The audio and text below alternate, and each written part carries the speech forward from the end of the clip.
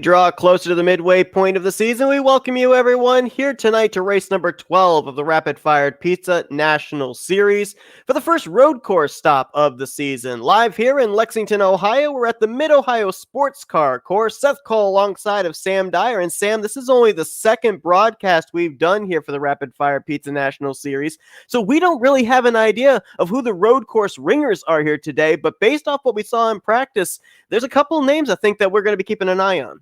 Yeah, Santini is going to be the one to really be watching out for, as he's second fastest during our practice session and also second right now during qualifying, as going to be starting second. But the guy who got the pole, who looks pretty quick, it's going to be Logan Holt. So he's the guy up front. We've really got three drivers that are looking like they're going to be the ones up front challenging for the lead, and that's also going to be Connor Hall.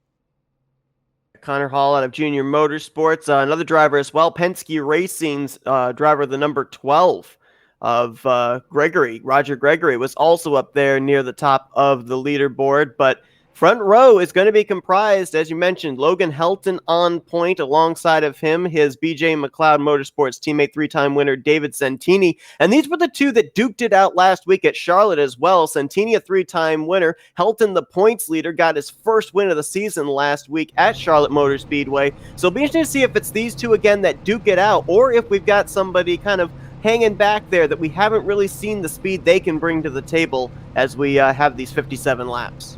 Yeah, I mean, just looking based off of lap times from practice to qualifying, it's really looking like it's going to be a three, maybe a four-horse race going on in this thing. And it looks like Connor Hall did not get a lap down during qualifying, so he's going to be starting all the way back in 16th. So he's going to be one of those drivers we're going to have to watch out for to be making his way through the pack. But this Mid-Ohio track is very difficult to make passes here. There's only a couple of corners to make passes, and you got to be careful of the rumble strips. During practice, a lot of drivers were having issues and were spinning out after hitting the rumble strips with their back end, so you got to be careful of when you're hitting those rumble strips and figuring out what corner is going to be the death corner for this race. The one thing you were focusing on the most during practice was the track temperature coming into this one, and I spent a good portion of the latter half of practice just riding on board with the guy who had the fastest lap in practice, that of course being Connor Hall in the 7. Even he was struggling out there. I don't think I've seen in the past couple of months drivers counter-steering as much off the corners as I saw them do here in the practice session. Yeah, I mean, the track temp is going to be 99 degrees out here, and the actual weather for these drivers is only 66. So you'd think that the track temp would cool off for the drivers, but during practice and qualifying, it was raising. Just because of the sun beating down on the track and with all the drivers running on it, this track temp being so hot that it is, drivers going to be slipping and sliding, and they're probably going to have to be coming in. We're going to see a lot of different strategies of when to come in and pit. It's a one pit stop race. As the pace car pulls off, we're going to be going green here at Mid-Ohio. Green flag is in the air as 741 corners await these drivers in this 57-lap event.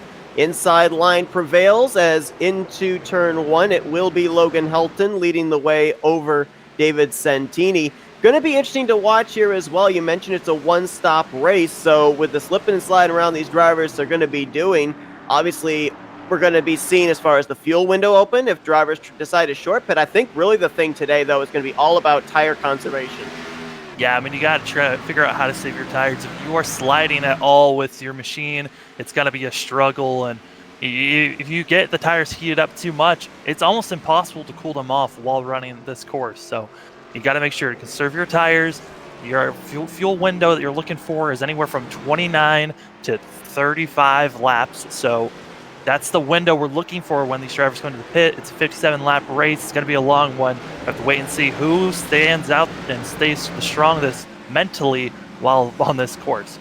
Brandon Andrews was trying to make a move there through the S's on Carson Bowers for 5th place. Not able to do it just yet. Side by side now up ahead of them for 3rd place. That's Evan Longacre in the 10, trying to make a pass drivers left on Cody Jordan. Not quite going to be able to complete that pass there as they head into, I believe that is turn 12. The drivers are coming around. Looks like Connor Hall able to be battling it out up to 11th already in just one lap. So that is about 5 positions that 7 machine was able to collect there, and it's looking like a rough drive for the 7 machine. He's already slipping and sliding back here, and the track temp is already climbed up 3 degrees since we've gone green. It's 102 degrees now on the track.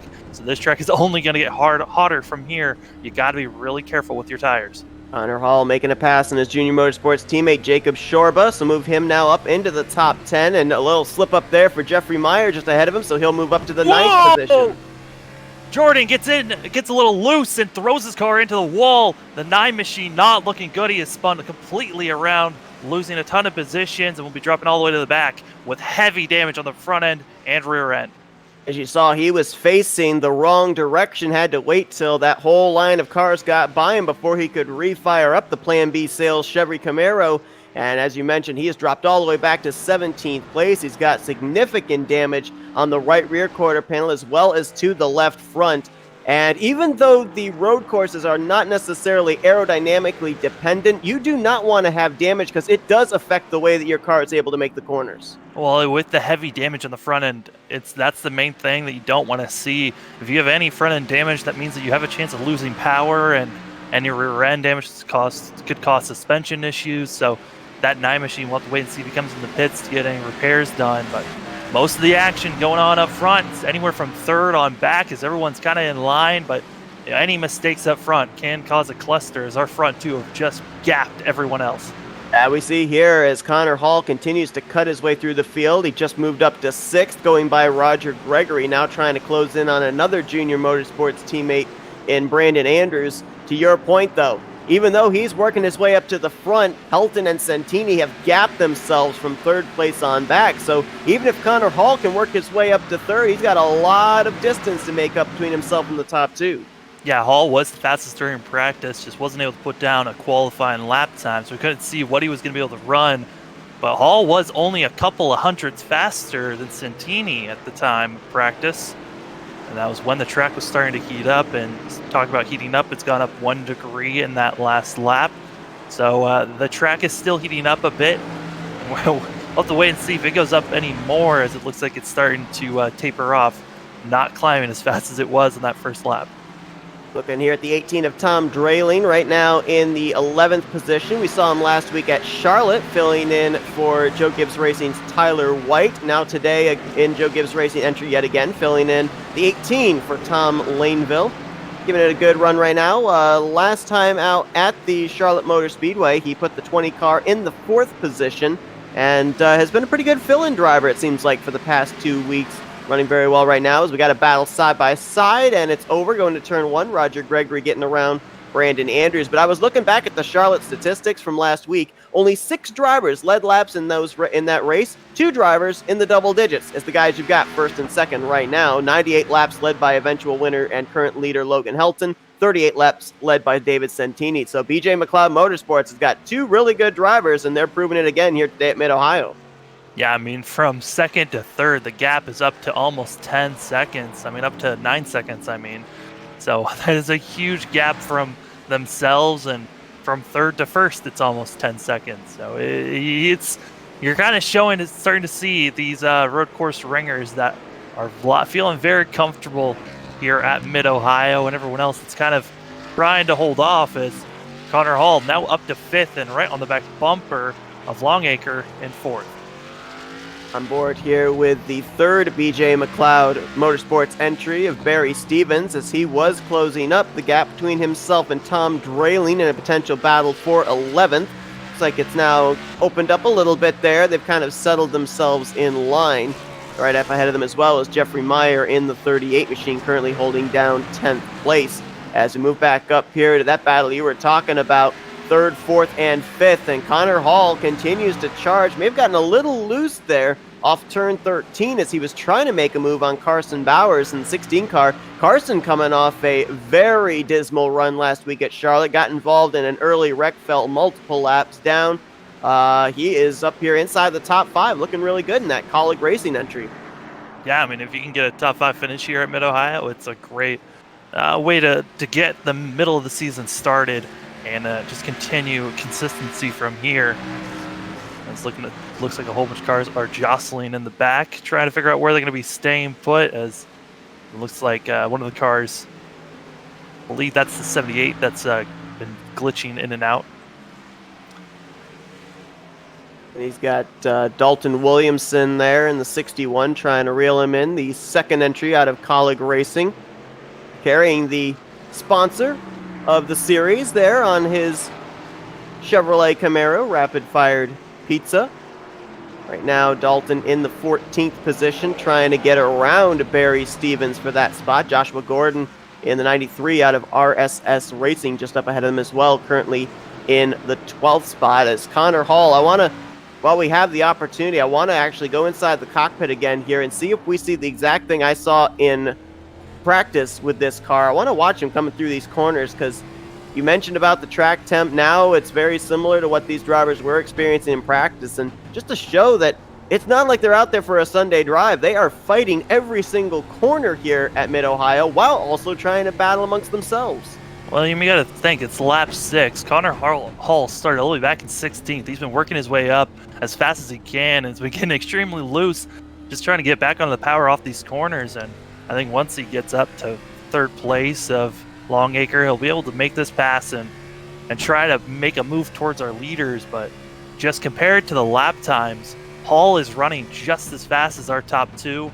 And he is someone that's going to try to make some moves, but the gap might be just too big for them to make any moves later on in the race. Getting through China Beach, turns 4, 5, and 6 as he'll make the move to the inside, at least tries to going into turn 6, can't quite do it. He'll try up the S's here as he'll now look to driver's left, tries to cut the inside. I mean, look at him working the wheel here. Back and forth, turning more to the right off the corner than he is off to the left when he goes into a left-hander. Another car that's slowly starting to move his way up is going to be Gregory, who's now moved up to 5th and slowly gaining on Hall. Hall's trying to make any move he can, but I was talking about this at the beginning of the broadcast. It's a very narrow track. It's hard to make passes here. There's only a couple of places, and it's difficult to make the move as he's using the draft down here into the corner number 1. All on the inside, side by side for third. As I was looking at the 12 of Gregory and the lap times he was laying down, I think he was 4th fastest in practice. This is an important race for Roger Gregory with this good qualifying effort. He needs to finish up here as well because he comes into this race, according to the projected playoffs, 14th in the standings, 32 points out of a playoff position. Now, Greg Newsom, who is ahead of him, 13th in the points, is not in tonight's race. And Tim Williams, who comes in the bubble spot driver, 12th in the standings. Right now, he is back in the 15th position and not really laying down lap times that look like he's going to be as competitive as we saw him last week at Charlotte. Yeah, Williams not really making any big moves here. Just trying to race his race at this point. It's all the way in the back, putting down as clean laps as he can, and waiting to see if anyone else can make mistakes up front. A car that did make a mistake is going to be the 5 machine of Brandon Andrews, who's back to 14th at the moment. That car started in 8th during this race, had a couple of slip-ups here and there, and is now dropped back to 14th. So this 5 machine trying to figure out how to get back into a rhythm and possibly pass the pack of 3 that's in front of him. He's about to maybe make this a pack of 4 to your point. Joshua Gordon, Barry Stevens, and Dalton Williamson all up here battling for 11th back through 13th place. Gordon got through that corner pretty well and opened up some daylight. Looks like the battle now will be more for the 12th position between Stevens and Williamson. A little bit further towards the front of the field, though, we've got a battle possibly brewing for the 7th position. Little by little, Jacob Shorba is whittling away at Chris Whittaker's advantage. That's a battle, 7th and 8th place right now, heading down towards turn 2 in the keyhole. Yeah, I mean, you got these guys battling possibly for 7th. Then you also got the battle for 9th slowly starting to heat up. So battles everywhere going on in the middle of the field, and it's looking like Gregory slowly chipping away at Longacre for that 3rd position, 4th position. That would be the best battle up at the front of the field right now is Connor Hall trying to pull away from these two. He hasn't really been able to do it, and that's what I was kind of wondering. We saw him fight his way up through the field now to the 3rd position, but how much of his stuff has he used up, especially the tires, fighting his way up to that position? He hasn't really gapped himself from Longacre after making that pass. Yeah, I mean, when we started this race, the track temp was around 99 degrees, and now it's at 106 degrees. And we're only 8 laps into these guys racing, 9 laps for the leader. So it's heating up, and with how much Hall was trying to push his car to get up front into the third position. Like you said, he could have used up all his stuff already. You see Logan Helton still continuing to show the way. He's got about 1.7 seconds back to his teammate David Santini, and then it's 13 seconds back to Connor Hall in the 7. Kind of leaves you with the question, what if Connor Hall had been able to lay down a lap in qualifying? Would we have seen all three of them, the 8, 99, and 7, up here in close proximity or not? But obviously, Connor Hall had to fight his way up through, and I think we had an issue. We did. Jacob Shorba off of turn, I believe that's turn 1, may have overdriven the corner, got into the sand pit, and he's dropped all the way back to 14th as a result. I don't think he hit anything, but he definitely overdrove the corner. Yeah, he got right on the back bumper of the 2, and he just came in a little bit hotter than he was expecting to see the 2 machine entering that corner, and to evade him, he had to dump it off of the track, got in the grass, lost control, and lost all those positions, now all the way back to 15th place. Right now, as we look at our top 2, I think we kind of have to just put the speculation of when you come to pit road in the vicinity of both of these drivers, because 13 seconds, even with fresh tires, is a lot of ground to have to make up. So you brought up the fuel window and everything. If you're one of these guys, let's say you're the 99 running there in the second position, do you come to pit road when the window opens and run the risk maybe of having your tires be all worn down at the end of this race? Do you split the race in half, or do you stretch it as far as you can go? I mean, I think splitting it in half is probably the best choice. But with these drivers, they're going to have to figure out what their tires are going to look like. I mean, with how hot the track is, you kind of have to figure out, is the tires wearing down, or is it just due to the fact that I'm not hitting my marks on why I'm running so much slower? We'll have to wait and see what type of drop-off we're seeing from these drivers. But at the moment, it's looking like the drop-off is anywhere from 0.6 to almost a second already with the tires from start of the race to now, and that's just 10 laps in. So we could be seeing people short pit just to try to gain maybe a second or 2 on the car in front of them. And short pitting is probably the best strategy to gain time, and then you just got to race smoothly from there on out. There are 27 races here in the regular season. These drivers here on the 12th race of the season, and while those top 2 there of Helton and Santini, who have both been to victory lane, they're trying now to rack up playoff points. We drop back here to 15th and 16th. Tim Williams and Kevin Roy, they're just trying to make sure they make the playoffs on points. Tim Williams, as we mentioned earlier, is 12th in the playoff standings right now, projected. Kevin Roy is 11th. Right now, Tim Williams 17 points ahead of the cut line. Kevin Roy is 25 points ahead of the cut line. So these guys right now, they're just trying to maybe survive Mid-Ohio, as obviously we've seen them competitive last week at Charlotte, so they seem to be really good at the ovals. I think right now, a lot of these guys that don't consider themselves road course ringers, they're just hoping they come out of Mid-Ohio with their cars in one piece. Yeah, I mean, just trying to stay in one piece is the best way to make sure that you don't ruin your race for the rest of the season. I mean, yes, it's just one race, but it could be momentum that you built up going forward. Looks like Brandon Andrews caught up to the pack of 3 and finally was able to get by most of them, as the 5 machine is now up to 11th place. Also, you got Jacob Shorba, who is up to 14th and slowly trying to gain up to Dalton Williamson in front of him. I also noticed that Barry Stevens has really picked up some positions and some track time here in the last couple of laps. He was back there in that 3-way battle with Gordon, Dalton Williamson, and himself. And now he's been able to not only pass them, but he got around Jeffrey Meyer and moves up to the 9th spot now, currently running. And it looks like a lot of the action here, though, is happening around the battle for 11th, as you're seeing Brandon Andrews trying to stay on course, but he's been drifting off, and I think he's trying to get a better arc into these corners, but he's been touching the grass here and there. So you got to be careful. Had a car slow off of drivers right there going into, I think that's turn 6. That's the 2 of Chris Whittaker. And that car is not even refiring. Now it refires, as I guess he was waiting for everybody to get on by him. Tough break there for a guy that came into this race 3rd in the playoff standings, and also came into this race currently situated 2nd in the overall points. Yeah, I mean, Whittaker, yes, he drove off the track, but luckily he was able to stop his car before he hit the tires. So able to continue going. Not a lot of damage, just looked like he overdrove it going into the corner, and you just got to be careful with that. I think this is the first time that I'm looking at the track temp, and it has gone down 1 degree. It is now down to 105 degrees out there on the track, so you gotta be careful with this heat. If you're sliding the way that we've seen a couple of these guys in the back sliding, you're wearing down your tires, and you gotta be thinking about pitting maybe a little bit earlier in short pitting to get the fresher rubber for later on in the race.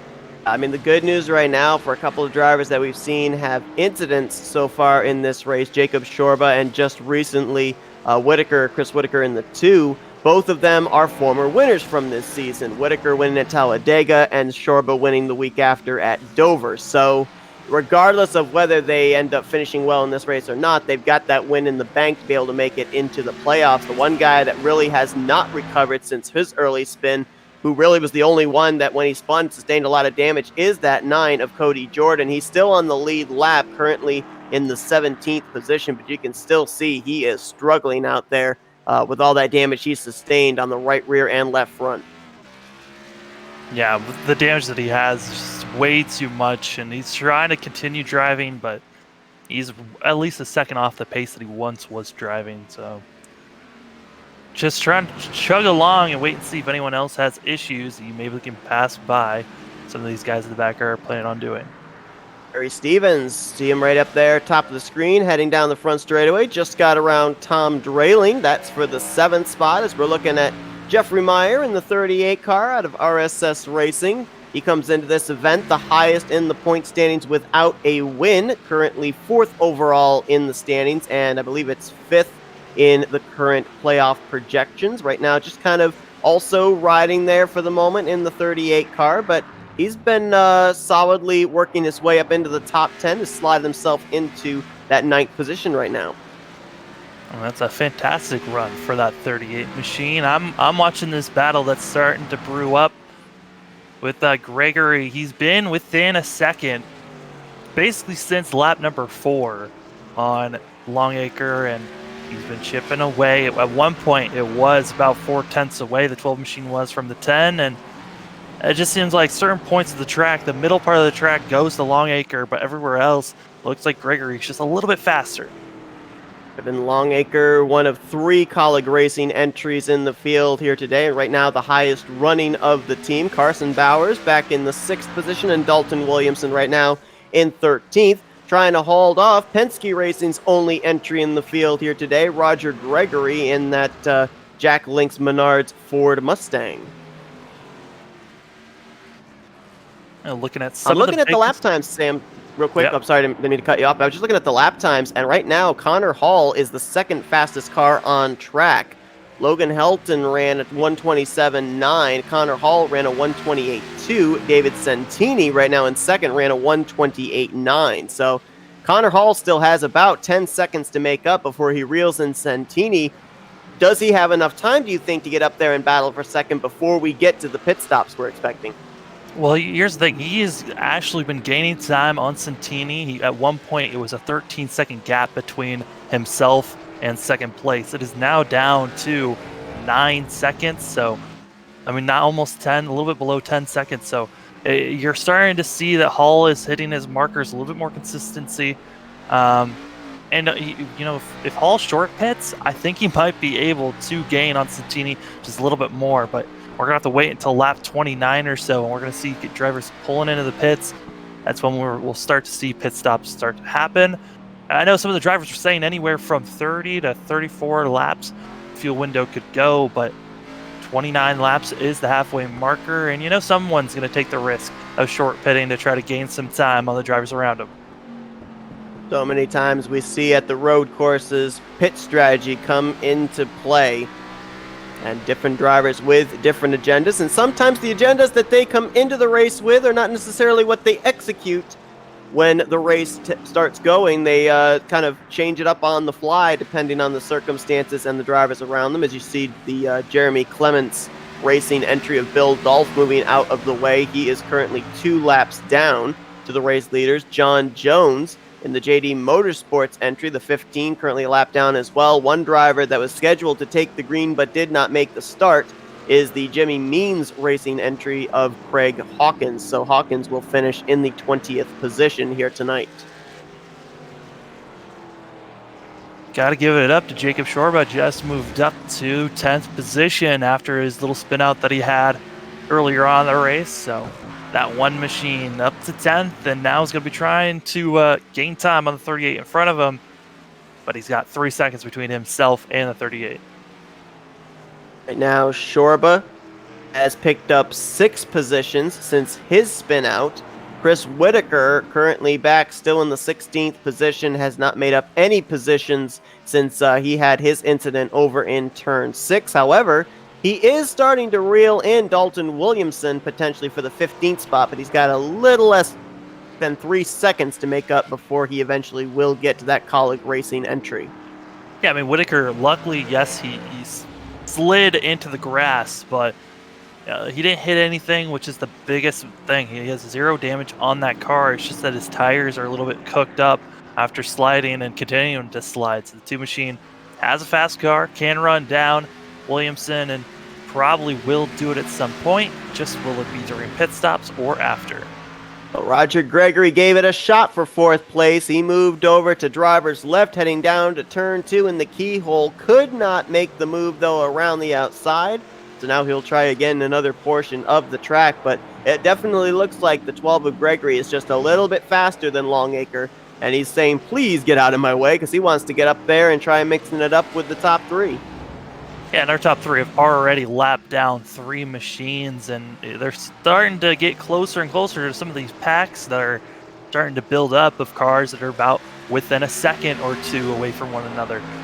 The gaps for the cars that they've been lapping were almost 10 seconds between one another, so there wasn't a lot of difficult parts of trying to get past traffic. So this is going to be getting a little tricky for our leaders soon, and they're probably gonna catch up to these drivers that are on the tail end of the lead lap within the next, I would say, 5 to 10 laps.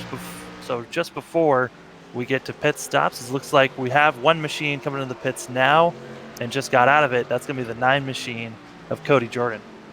That would definitely, I think, be a stop where he's there to possibly repair the damage on that machine, although it looks like he only spent about 9 seconds in his pit stall, so maybe they didn't spend time repairing the damage on his wounded Chevrolet, as he's going to come out behind this battle again, side by side for the 4th position, and easily I think Roger Gregory is going to take the spot now, heading down this straightaway, if you want to call it that, heading down towards China Beach in turn 4, and you see he easily gaps Evan Longacre for that spot. Oh, we got a car around. That's Cody Jordan, who just made a pit stop. He's going to spin it into China Beach. Does not hit the tire barrier, but went for a long slide into that sand trap. Yeah, he locked up his tires, and when he did, it got a little bit squirrely. His back tires got into the grass, and that's what spun him around. Luckily, he got into the sand trap. Yes, he's losing time, but did not hit anything while exiting and getting back on track. So the 9 machine, lucky with that one, but man, that car is having a rough day here at Mid-Ohio. Definitely is, and there's still a long ways to go in this one as well. 18 laps in the books, 40 laps still left to go. As continuing to show the way is Logan Helton, 5 seconds over David Santini. Then it's 11 seconds back from Santini to Connor Hall, who then enjoys about 7.5 seconds between himself and now the new 4th place car of Roger Gregory. I was noticing a driver that looks like the handling's going away just the least little bit, and that's 6th place running Carson Bowers. He was starting to close in on the battle for 4th. Oh, we got a car off track behind him. I think that might have been the 15 of John Jones. It was John Jones, and once again, one of those things where you come in the corner just a little too hot, tapping the grass just a little bit, and you lose control, and it just throws you out there. John Jones was not able to slow down, and luckily the sand trap was there to help him gain back that control. But these cars, the tire wear is so drastic. I mean, just compared to what they were running earlier in the race compared to now, it's almost over a second difference, almost 2 seconds difference for some drivers. The same corner that we saw Jacob Shorba have issues with earlier on. And, you bring up the fact about, trying to go into the corners here for braking. The only other broadcast we've done so far here on Flatout Racing Network that was here at this venue was the Fuel Racetrack Designs IndyCar Series. And We've talked to a lot of drivers that race the IndyCar mod, and we've even talked to drivers that race IndyCar for real, and they say when you get into these stock cars, you get into trucks, it's so much different approaching these corners because you get onto the brakes and the car feels like it doesn't want to stop. Yeah, it doesn't want to stop, and then sometimes you just feel comfortable that you can get back on the gas, and you get onto it too early, and you get your car a little bit squirrely. So it's just, there's some false security sometimes when you're in the middle of the corner, and no security when you come in just too hot into a corner. We may have had something happen to the 78 of Barry Stevens. I don't know if he got off course or not, but he, for just a moment ago, was making his way around the 15 of John Jones, who had spun. He had Tom Drayling closing in on him. Now, Drayling has passed him and has 8 seconds in hand over the 78. So I think Stevens may have had a problem here on this last lap. Yeah, he was in China Beach and just hit the rumble. I mean, come on, he actually didn't even hit a rumble strip. He just got on the gas a little too quick and spun it around and tapped the wall just a little bit with his front bumper. Doesn't look like it was enough to really hurt the machine, but yeah, he has dropped all the way back to 8th place. And that was a very slow lap, and the spin out just did not help him, losing a couple positions there. Now, I'm not really sure how it works out in terms of the points that you gain based off of a driver subbing for you, but this is actually an important sub today with Tom Drayling in the 18, because the driver that he's filling in for today, Tom Laneville, according to the projected playoff standings, would be in the playoffs in the 9th position. So Tom Drayling here for Joe Gibbs Racing, trying to gain as many points as possible to keep Laneville up there in the playoff standings. Yeah, Drayling's running just as fast as the car in front of him in that 16 machine. And just they're running about the same lap times, but everyone behind them not really running too quick, except for the one machine of Jacob Shorba. He's the only one back here in the pack that's running a 129.6 that last lap, and he's just been cruising along, slowly picking off drivers here and there. So Shorba, someone to watch out for. If he can somehow get up into the top 6, 7, he's running just as fast as them. Yeah, he's closing in on Barry Stevens, and we mentioned about this corner he's coming into, turn 1, is where he had his issue early on, but he spun off into the grass and into the sand trap, and the one good thing is that doesn't wear your tires down. If you spin here on the racing surface, more than likely your rear tires, they're really going to feel that, but not necessarily if you spin it into the grass or into the sand trap. Looking at these drivers and looking at time, it's looking like Shorba running just as fast as our top 3 are. So that one machine is quick. Just it's poor luck, the fact that he spun out earlier in the race. But we are coming to about 8 or 9 laps until we are going to be seeing pit stops come in. So, or the start of pit stops, I should say. As the drivers are running around, and this 8 machine of Helton's just dominating everyone right now. This 8 machine with over almost a 6-second gap on second place. No one has been able to touch him since the start of the green. Mid-Ohio is a 2.26-mile road course, and we saw Chris Whittaker in the 2 have an issue, and he had to wait for the entire field to go around. I think this is a testament right here to the speed that you alluded to of the 8 of Logan Helton, that he's been able to reel in the 2 of Whittaker this quickly, only 21 laps in, when Whittaker, I think Whittaker, when he had his issue over in turn 6, I think by the time that happened, the 8 car was already over in turn 13. Yeah, I mean, it was almost about a 20-second gap between the 8 and the 2 when the 2 got back on the course after he spun out. And yeah, you could just tell that the 8 machine running very smooth, not sliding his tires as much as everyone else. And due to the 2 car sliding his car and those tires just not feeling as good as they once were, too much heat in them, he's been losing a lot of time, and now you see the leader right on his back bumper. I'm looking right now at the lap times, and incredibly enough, I would have expected a lot more fall off, especially with the fact that we've been seeing the rear ends kicking around, drivers trying to counter steer, coming through the corners. Logan Helton is out there running 128.9s. The fastest lap that he ran early on was a 126.1, but that's only about maybe 3.5 seconds difference. Based on the fact that the sun's been beaten down here on the track, these guys have been out there in triple-digit temperatures as far as the track heat. I would have expected it to... one car of Jacob Shorba just spun it around again, got right on the back bumper of Barry Stevens, and I think he just came in not expecting that closing time as much as it was, and around the one car went, trying to not wreck Barry, and he did not wreck that 78 machine, but ruined his day. Now he's all the way back to 12th. All that time that he gained, all thrown away. That was up in turn 5 where he had his issue. And so Shorba all the way back to 12th place again. And I'm looking as well. I mean, it's going to be 35 laps to go the next time Logan Helton hits the line. So the fuel window would be open for these drivers to make it the rest of the way should they choose to short pit. And there is the chance to come in and short pit. But I honestly think a lot of these drivers are probably going to be coming in and doing a half stop, as looking at a driver that did come in about a couple of laps ago, and that is Billy Dolph, who's been extremely off the pace compared to everyone else. Just not having the day that he wants, but just wanted to get the points in that 51 machine. Looks like he took some heavy damage in the pits getting it repaired. Currently 5 laps down, 19th, last car running on the track right now. And there really is not a lot of battling going on at the moment. As soon as I say that, there's actually a battle possibly going on for 11th place, but most of the other drivers are all running somewhere about 1.5 seconds minimum from each other. A lot of other ones, there's gaps of 5, 6, 7 seconds. Yeah, I mean, I'm expecting Shorba to be that one car that, I mean, yes, he's the one car, but the one car that's in here in the back that's got to be making moves throughout the field, because he is running just as fast as our top 6 are. As I say that, the 38 spun it around in front of him, and he's now back to 12th. That was Jeffrey Mayer, who was going to be dropping back. Looked like he got a little bit too hot into the corner and dumped it into the sand pit. I don't know if he got into the wall, though. Taking a look to see what happened to him. Don't see any damage on that. Oh, he hit the tires actually a little bit. He just came in the sand pit, could not slow him down enough, and got some damage on that right side.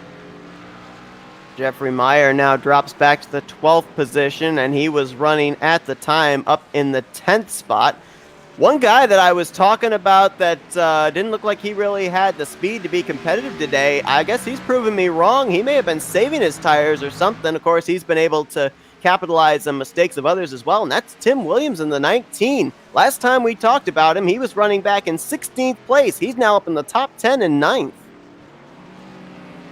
Yeah, I mean, that's the consistency you got to see here at road courses. All the drivers that are behind him have had issues spinning off the course, just not running as fast as everyone else. And this 19 machine's just been chugging along, watching everyone else maybe pass them, have issues. He passes them back and continuing just try to run well and as well as he can. Out here is the 19. Came back to 10th place Joshua Gordon and 11th place Jacob Shorba, both trying to reel him in to work their way further up into the top 10.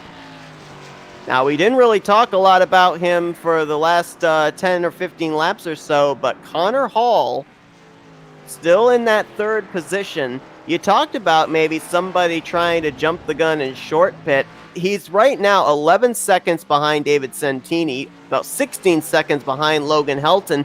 Even if he did jump the gun, even by 1 lap, come to pit road and get those fresher tires, do you think it's possible to make up that amount of time here, especially with the pace that the 8 of Logan Helton is setting right now?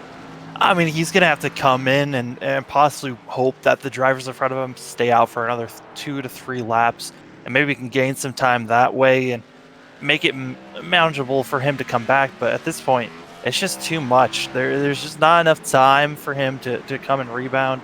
Maybe if we had a 2-stop race, we could possibly see Connor Hall make it a comeback here. But with it being a 1-stopper, I don't think there's enough time for the 7 machine. But I mean, it's been a good run for him.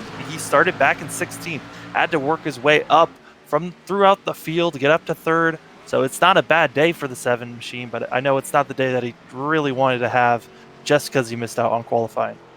13 cars now on the lead lap, as we just saw Dalton Williamson get put a lap down, courtesy of Logan Helton. We're about to maybe only have 12 cars in the lead lap, as Jeffrey Meyer in the 38 just up ahead of the race leader. If these drivers do split this race in half, they'll be on pit road somewhere within the next 3 laps, so we're going to step aside for a quick commercial break. You're not going to miss a thing, as we're going to go side by side and be back in just a moment to the action here from Mid-Ohio.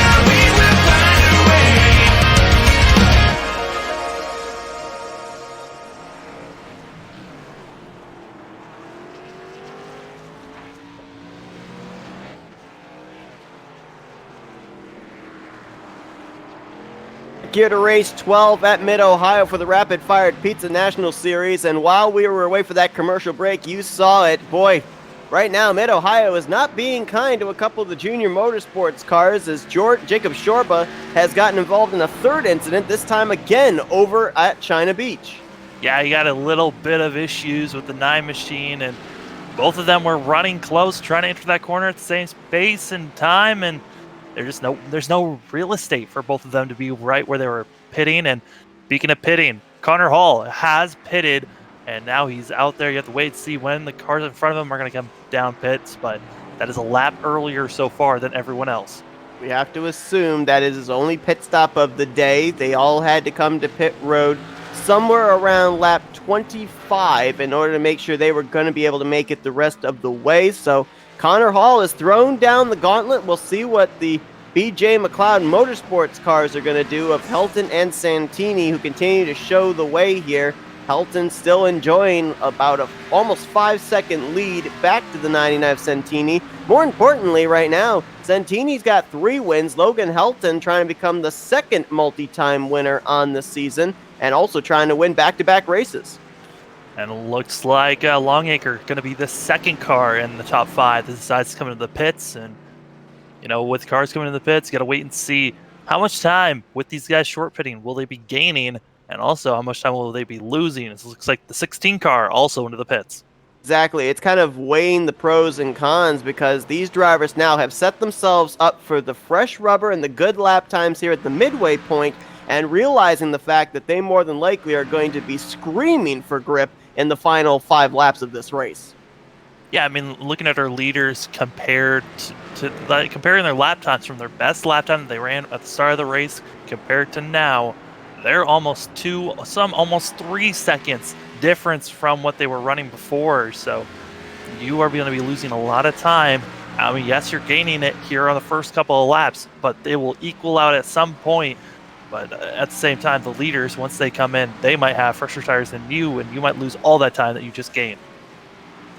Mistakes and the issues that Jacob Shorba has had here today have finally caught up with him. He's gone a lap down. Brandon Andrews has also gone a lap down. So we got a couple more drivers on pit road. A couple of drivers that were lap machines at the time. Jeffrey Meyer in the 38, Dalton Williamson in the 61, making their pit stops here on lap 28. Drivers coming into the pits. It's now time to make your big moves here, as I'm expecting our leaders probably to push their cars all the way as far as they can. So that's around lap 34 to 35, around there. We'll probably be starting to see our leaders come into the pits. But Connor Hall, he's got to be hauling now to make up as much time as possible, as he just put down his fastest lap of the race. Nice pun right there. I give you a 10 out of 10. And one thing I'm noticing too, we saw that Logan Helton, whoa, as he really fishtailed it out of that corner. We saw him have to deal with Jacob Shorba and Brandon Andrews, a couple of lap machines. The gap that was about 5 seconds. Oh, he's got cars in front of him that also have issues. It's the 9 leader again of Cody Jordan. It's somebody else off track. Is that the 19, I think, of Tim Williams? It is. Once again, the trying to get to pit road. Trying to get to pit road. There's just a lot of cars on there, and it looks like the 9 machine got loose, spun out. The 19 had nowhere to go, and they got collected. Once again, the 9 machine, one of the cars involved with another incident. So something to watch out for is, yes, you're on the lead lap, but you are not safe even with the lap cars. That was a close call there for race leader Logan Helton, who almost ran into the back of Cody Jordan there going into, I think that was turn 11. I was going to mention that just before that, David Santini was starting to reel in Logan Helton when Helton was having to deal with the 5 and the 1, but now Santini has those 2 cars in front of him, and now as he's passed them, he's actually lost a little bit of ground again. It's back to 5.5 seconds, so we could see slower traffic come into play here, because we've definitely seen with the pace that Helton and Santini have made, they've caught up to the tail end of the field with drivers that have had issues, so we could see slower traffic come into play in the latter half of this race. A car that had issues is going to be Dalton Williamson. It looks like he was dinged with a black flag and then decided it's just not worth continuing to race, as he's disconnected from the race, but the driver's still trying to get in and repairs done. The 19's still in the pits getting his repairs done. This is an interesting battle going on right here because I would have thought this would give us a good comparison of fresh tires versus old tires. Evan Longacre had actually been on pit road about 2 laps ago. Tom Draling in the 18 is still yet to make his pit stop, but this is actually a battle right now for the 6th position, and it's looking like little by little now Longacre is pulling away, but for a moment there, it looked like the 18 on old tires was just as fast as the 10 on fresh tires. Yeah, I mean, that's the thing of hitting your marks and staying consistent on course. You can easily make it look like your tires are completely worn out, but it's just because you were maybe misjudged a corner, drove a little bit too hard, and you're losing time in those fashions. But most of these guys with the fresher rubber should be running about 2 seconds faster than some of the other guys that have not pitted yet, as we're starting to see the 10 machine pull away to now a 2-second gap between himself and the 18. Now, I want to go back because when we mentioned back before everyone made pit stops, Connor Hall was 16 seconds behind Logan Helton at the time. The last 2 laps, he has run 3 seconds faster than Logan Helton. So if we factor that in, obviously we have to also factor in the amount of time that he lost with making the pit stop. But if we take that net gain of 6 seconds, that would put him somewhere in the vicinity of maybe 10 seconds behind Logan Helton. And the longer Helton stays out, the more Connor Hall may be able to gain. Yeah, I mean, Hall's been out there for almost 4 laps, and that's almost 2 seconds a lap. So that's 8 seconds that he could be gaining. But with every lap that we're seeing Hall be out there, yes, he's gaining time now, but in the long run, whenever we see our top 2 finally, or top 3 finally come to the pits, they might be the ones that's gaining time. And all that time that we saw Hall gain right here could be all lost later on. Who gives racing fill-in driver Tom Draling just made his pit stop in the number 18, as it looks like some other drivers just hit pit road, including Barry Stevens in the 78, Joshua Gordon there in the 93, and there you see third place driver Roger Gregory there in the background. He's going to hit pit road in the number 12. And still our 2 fastest cars that have been out here for a while, still running strong, and it looks like starting to see the 19 car of Tim Williams on the back bumper of our leader with the fresher rubber. Could be challenging our leader, but also the 19 car has some front end damage after the incident that he had with the lap car earlier on. Everyone that's made pit stops so far, they've been anywhere from a 14 to maybe a 16-second pit stop. Tim Williams, on the other hand, you can see a little bit of damage still there around the right front that he sustained from the incident. He was trying to get onto pit road, and he spent about a minute on pit road getting that damage repaired. He now finds himself 2 laps down, currently in the 15th position, trying to get one of those laps back the hard way here against leader Logan Helton. Well, one of our and here comes second place driver. Yep. Also the one of Jacob Shorba from the 9th position, 1 lap down. So right now, Logan Helton's the guy that everybody's trying to beat, and everybody's trying to use the strategy of the fresh tires early against him. We're going to see if it pans out. Oh, looks like Santini, take it back. The reason his lap was so slow comparatively was because he came into the pits, but Santini was running a little bit slower than our leader, so coming to the pits, getting this time should help him out in the long run. As Connor Hall, he gained time to the pits, and he is still gaining time. Now up to second after pit stops has cycled through for him. We'll see if how much time he's gained on our leader, though, after all the pit stops. Connor Hall was on pit road back on lap 26. Since coming back out, he has gained anywhere from 2 to 3 seconds on Logan Helton. Now, the thing we have to factor in here as well is that whenever Logan Helton decides to come to pit road, on the long run, he's going to have fresher tires than Connor Hall. It's all going to be on just how much track position Connor Hall in this strategy is going to be able to gain. Even if he takes the race lead, he's going to hope he has a cushion. As someone off course back there, that might have been the 93 of Joshua Gordon. And I believe it was. He kept it going, though. Didn't spin the car out as he made his way through, I think that was turn 5. Running in that 9th position. And here's the race leader on pit road, Logan Helton, pitting on lap 33. Logan Helton coming in, and a little bit of a battle I'm watching is the battle for 7th place, because there's a lap machine. It's Cody Jordan, Jordan's kind of in the cycle of our past 2 cars that have been having issues with accidents, but they were able to get by the 9 machine, and it looked like Stevens used the 9 machine kind of as a pick to get by the 18. Barry Stevens and his Toyota Supra trying to hold off the Supra of Tom Drayling. That's BJ McLeod Motorsports versus Joe Gibbs Racing for that 7th spot. Both of these drivers started this race from just down outside of the top 10, have both methodically worked their way up here into the top 10, both looking like they are going to have pretty good points days. Of course, Barry Stevens coming into this race currently Meyer 23rd in points. It's only his 5th start of the season, and Drayling, of course, in back-to-back fill-in roles for the Joe Gibbs Racing team.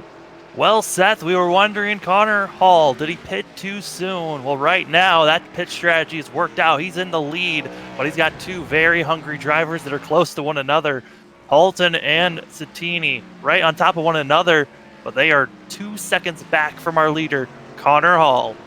Yeah, got to remember that Santini pitted 1 lap earlier than his teammate Helton.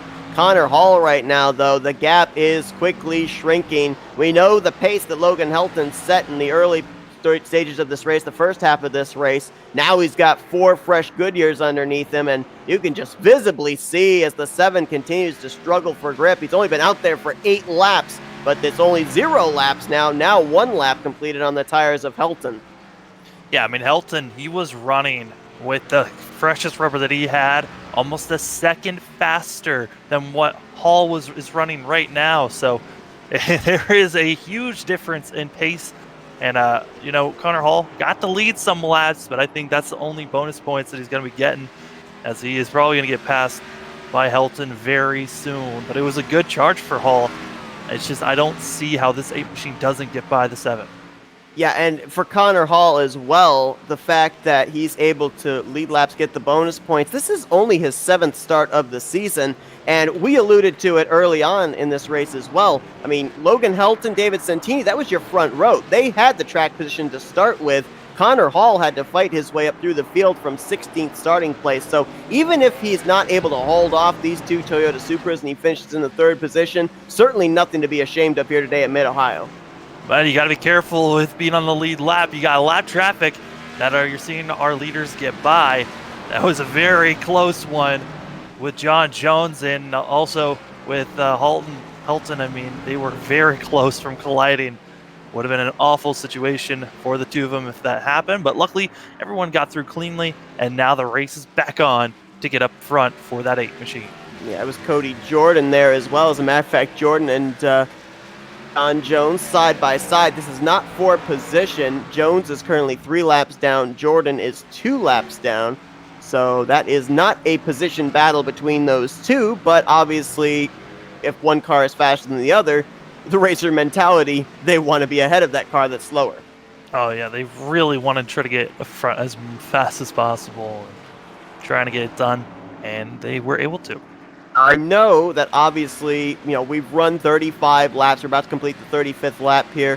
Under green, yikes. Cody Jordan almost taking out Joshua Gordon there. So he got 2 left sides off the racing surface. But, the likelihood that we're going to get a caution coming out, slim to none. But we'll focus on this battle here. Joshua Gordon, who just got around Cody Jordan, now passes John Jones. You look back there and you can see that blue number 1 of Jacob Shorba. Should we get a yellow flag, these would be the 2 right now that would be battling for the free pass position.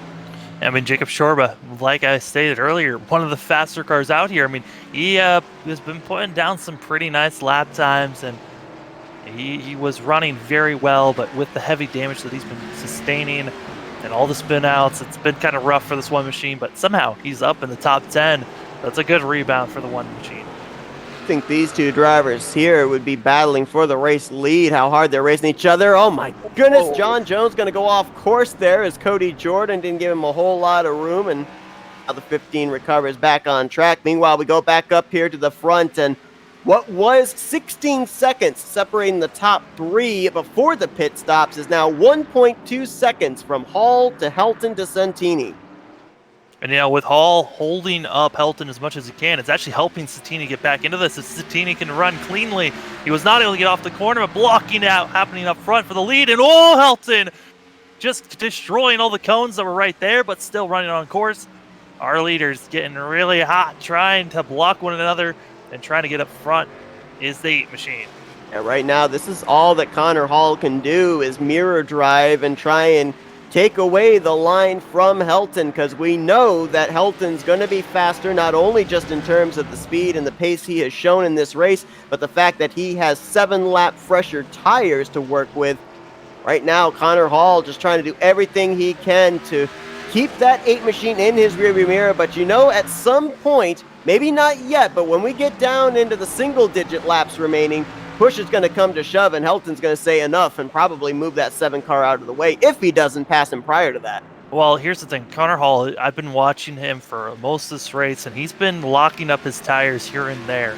And when he locks them up, it's sliding, and it's heating up those tires more than they usually would be. So he's using up a lot more of his tires compared to what the 8 and the 99 are doing to their tires. So I'm not expecting Hall to really be able to hold off these guys, but he's trying his darndest right now. And it's looking rough for the 7, but it's helping the 99 with the way he is driving right now. See right up there in the top right with this onboard, you can see the roof of Helton in the rearview mirror, and I guarantee you that those are where the eyes are focused of Connor Hall right now, especially when we get down to these areas like this straightaway from turn 2 going down to turn 4, and of course the front straightaway as well, because that's an opportunity to get some good straightaway speed and make a move, kind of catch Connor Hall off balance going into a corner. Well, if any of these top 3 have issues, I mean, the next closest driver is going to be Roger Gregory, who's about 24, almost 25 seconds away from all this action. So these top 3 really showing the pace that they have compared to everyone else. They have just been dominating most of this race. Connor Hall had to work his way up from 16th, now up to the lead. And the 8 machine of Logan Helton was the car that was dominating this first half before all the pit stops happened. So these guys up front looking very strong, and you never know. One of these guys, I mean, you got to imagine that one of these guys is going to win this thing, but you never know with how loose everyone's been, how slidey they've been. They could all take each other out in just one corner. I don't know about you, but I'm getting flashbacks to another league that we did at Road America where it was 3 drivers you could throw a blanket over, and we know the end result of that, where second place driver got into the then race leader and the third place driver was able to move on by. Will we see deja vu here again today at Mid-Ohio as Helton tries to swing around the outside? He may be alongside the right rear quarter panel, but you saw right there, I think his left front got the rumble strip and it slipped that car out from underneath him. Yeah, I mean, he also was on the high side, wasn't able to keep the momentum that he wanted. He tried to pinch Hall, but it just didn't work out the way that he wanted. Car did not have the grip that it had before. And, with Hall holding these guys up, it's really wasting their tires to where they might equal out at some point. Yes, Hall's tires are going to be much older than everyone else, but if you can continue blocking for the next 3 laps, if it's possible, these tires could equal out at some point. Junior Motorsports only has 1 victory this season, that courtesy of Jacob Shorba at Dover. Connor Hall trying to make it the 2nd win for the team, but he's got to hold off 2 very strong BJ McLeod Motorsports Toyotas behind him in Helton and Santini. Right now, the only other good battle that's going on in the field is that battle again for the free pass position between Jacob Shorba and Joshua Gordon, but that's still got about a 2nd separation between those two. Up here at the front, that's the best battle going on for the race lead. The way that our leaders are racing, they're going to be catching up to lap traffic in the next about 3 to 2 laps or so. That next driver that you see in front of our leaders is going to be Stevens. And Barry Stevens has had an eventful day. Started back in the back, and he's been working his way forward and started 14th up to 8th. And he's been up and he's been down, but that 78 machine still moving forward. And it's very interesting that Barry Stevens is the next car they'll catch. I'm going to throw a little conspiracy theory out there because the 78 is out of BJ McLeod Motorsports as well. Would he be able in some way to manipulate it where his 2 teammates can get around the 7 of Connor Hall for the race lead? I mean, you got teammates for a reason. You never know. You might just be in the wrong place at the wrong time. Not wreck the driver, but slow him up just a little bit. Use him as a pick. We'll have to wait and see. I'm very impressed, though, by Connor Hall as he is sliding that thing around.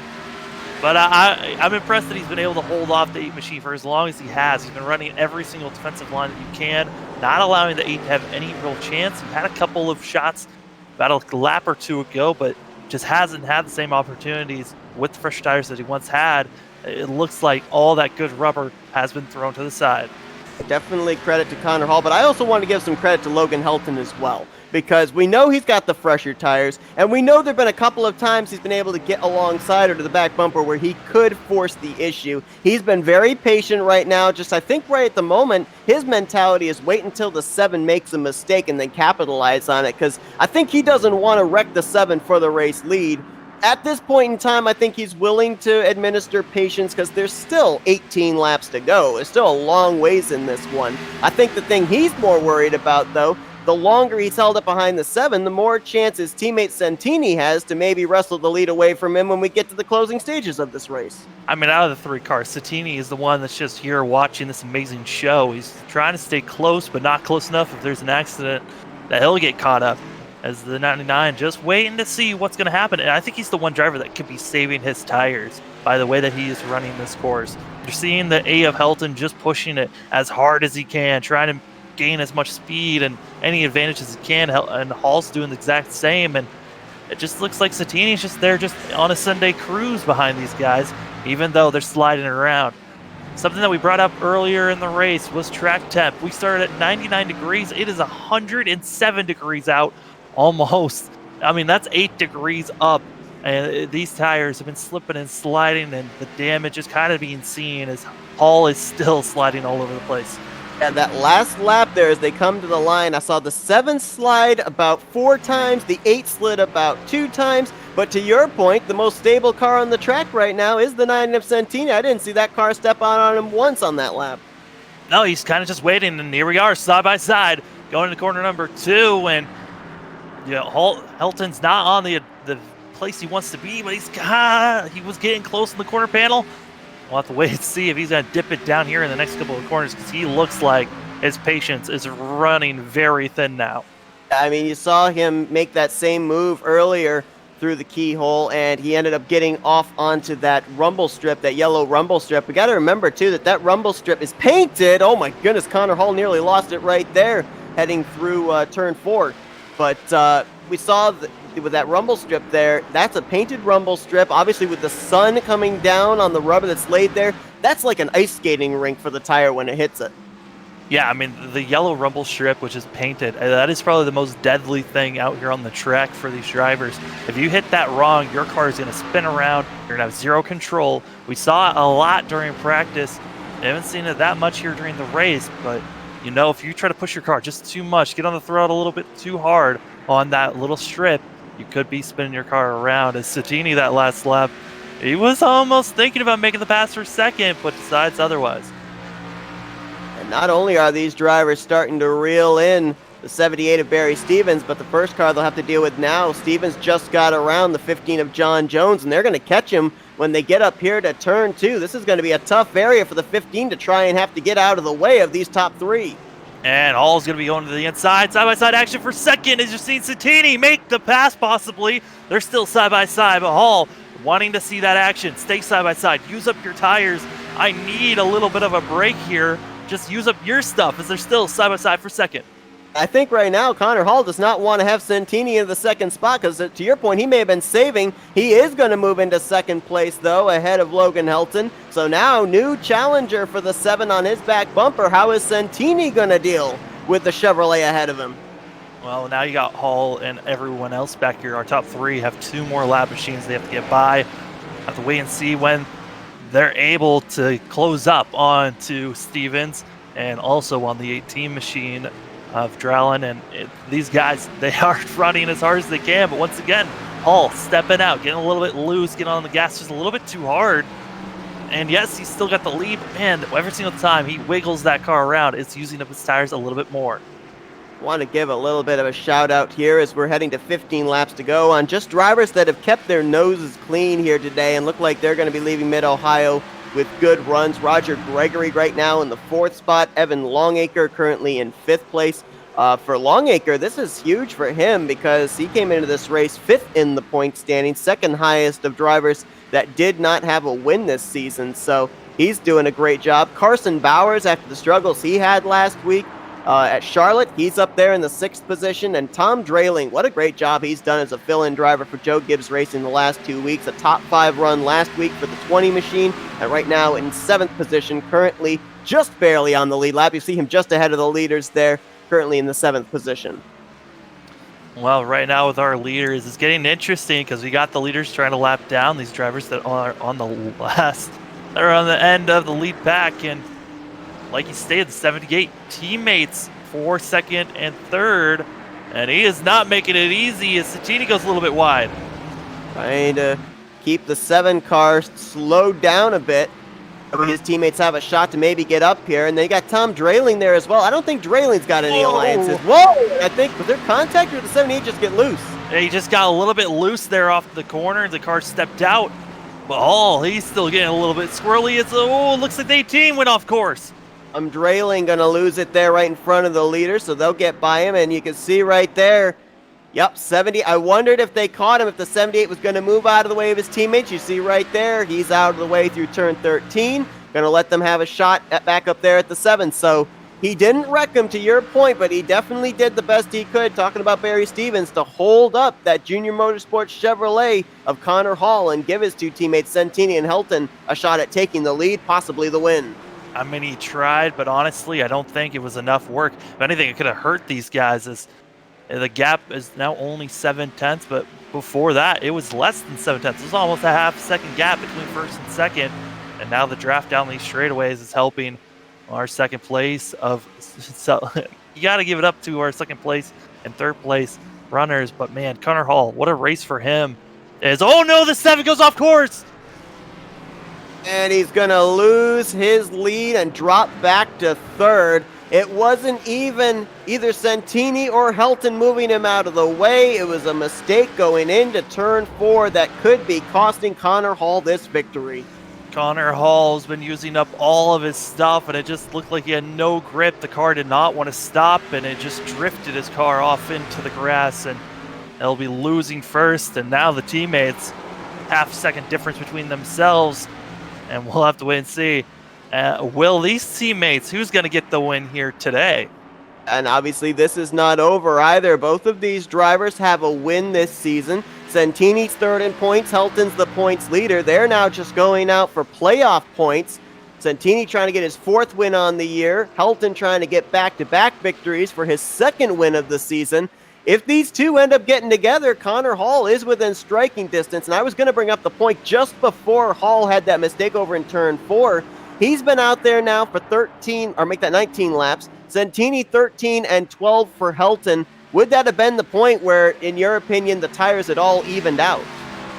I think in the next about 5 laps, it possibly could have been evening out, but I mean, Hall was trying so hard just to hold off these cars behind them.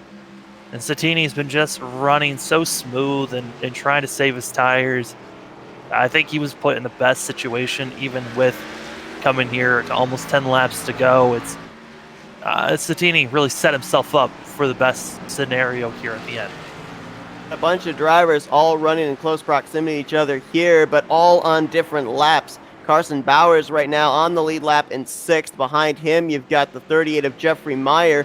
That's a battle for position between himself and Brandon Andrews. That'd be for 11th, as those 2 are a lap down. Then you've got multiple laps down Cody Jordan, and behind them, you've got Chris Whittaker in the 2. So the 38, the 5, and the 2, they are all battling for positions here, 1 lap down, currently 11th, 12th, and 13th. We also had a pass at the time for the free pass position before both Barry Stevens and Tom Drayling went a lap down.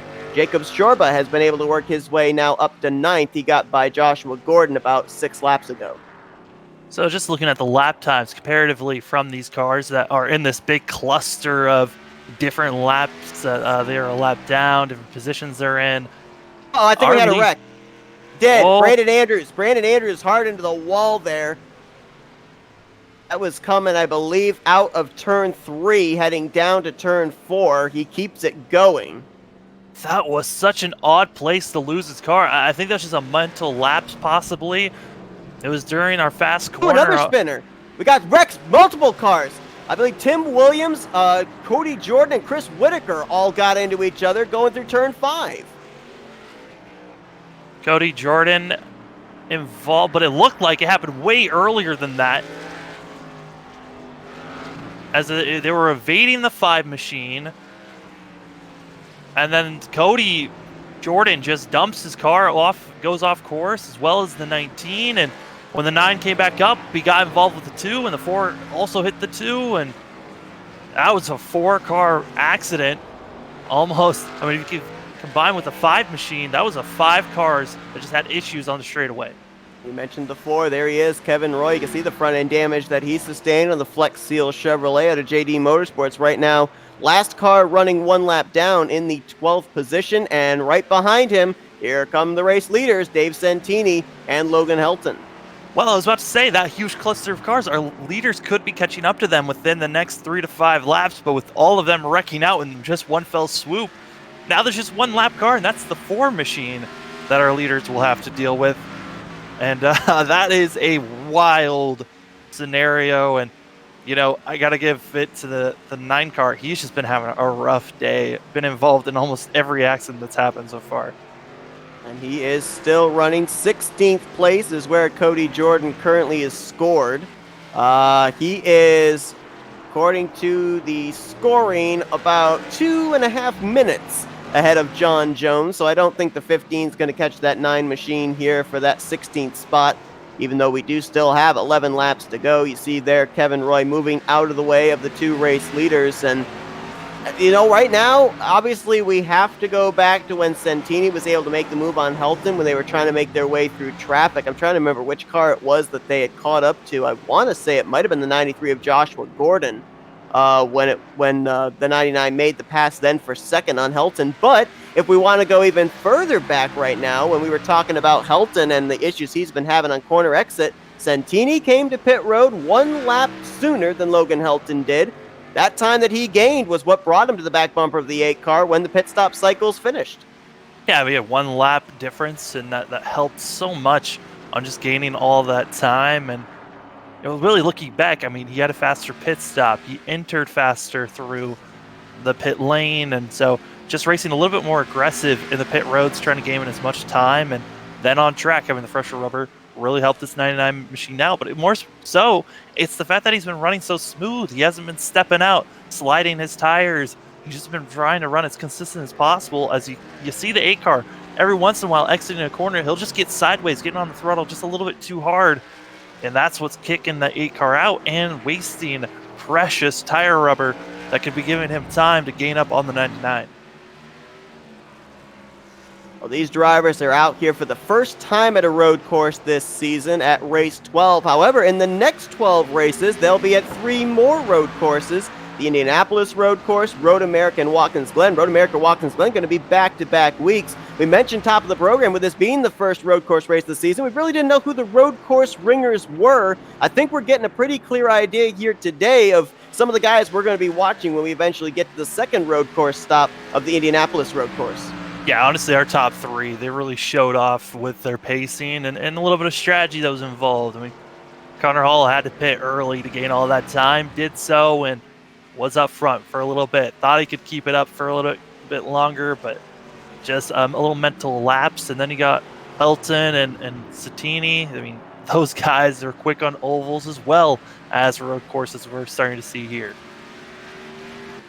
Well, Santini, for the moment, continues to lead. The one thing I'm noticing is he has not been able to gap himself back to Helton. Helton has kept it within half a second, and we're starting to close in on more traffic here. That's Jeffrey Meyer in the 38 car, so Helton still has a shot. Now, these two are teammates, but a lot of times when you come to racetracks and there's a win on the line, there are no teammates.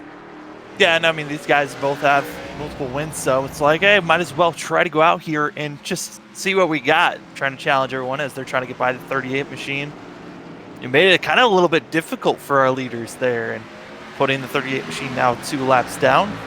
Santini used the bumper there to move Jeffrey Meyer out of the way, and not only did that lose him momentum, but it brought Helton back in the vicinity as well. I think Santini maybe took that corner a little wider than he wanted to. Santini almost was able to make a move and now tries to cross him over here onto the front straightaway. Yeah, that lap traffic could have just got him off of his momentum and off of the rhythm that he was on up this course. I mean, momentum and rhythm is something that you really got to think about. If you get just a little off sequence of how you were running the course, you'll mess up with a couple of corners after that. And that's what we saw with the 99 machine. Is with him using his bumper, it doesn't look visually like he has any damage after using it, but you never know with iRacing. A simple touch could affect the machine a lot, but 99 machine still running strong with a half-second gap between himself and the 8.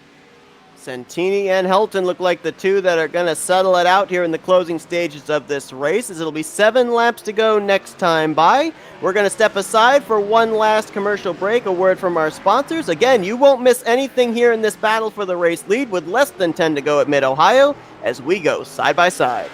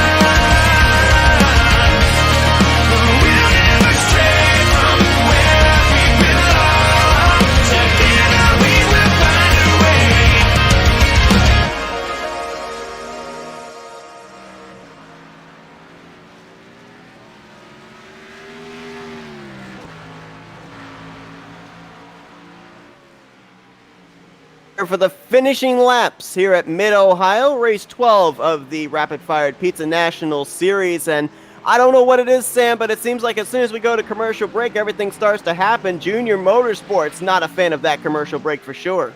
Absolutely not. Connor Hall had some issues. I mean, on screen, we saw that Helton got a little bit squirrely, but was able to keep it. But a car that did not, back in third, the 7 machine, went off course, spun it around, and he lost so much time, decided to park it up and take it into the garage.